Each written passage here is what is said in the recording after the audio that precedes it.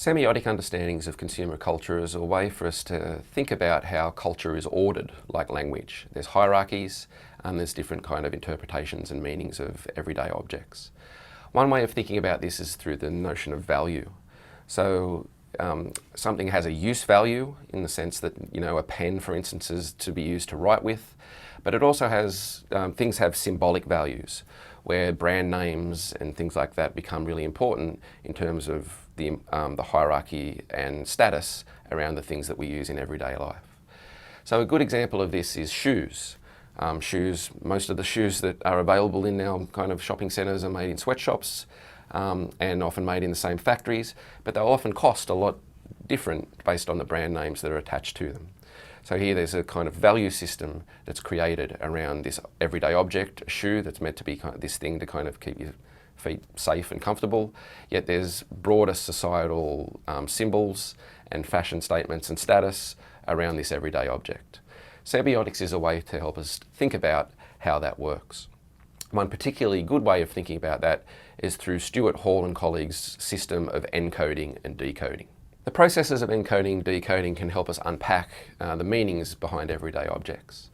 So things are encoded with meaning, and that's in the example of shoes, for instance. Nike wants us to associate, the shoes with someone like, say, Roger Federer or Serena Williams or Michael Jordan, and all the kind of, cool athletic notions that brings.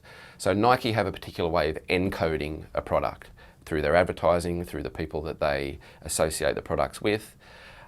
So that's the way that things are encoded in that sense. The decoding, though, is a bit more complex because people have different beliefs, have different upbringings, have different politics.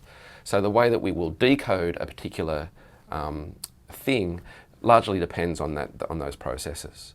So there's a hegemonic reading where people might just look at the shoe and say, yes, I want to be like Serena Williams or Michael Jordan, no, I want to buy this shoe. That's a kind of dominant reading of that symbol. But there's more negotiated readings that might be something like, well, I don't really like those people that much, I might go and buy Adidas instead. But there's also a kind of counter-hegemonic or resistive reading, where rather than seeing the Nike shoe as something that's being cool or athletic, they might associate it with, say, sweatshops or poor politics and globalisation. Here there's a kind of anti-hegemonic reading of that shoe, where a politics is actually brought out that goes against the kind of dominant capitalist consumer culture.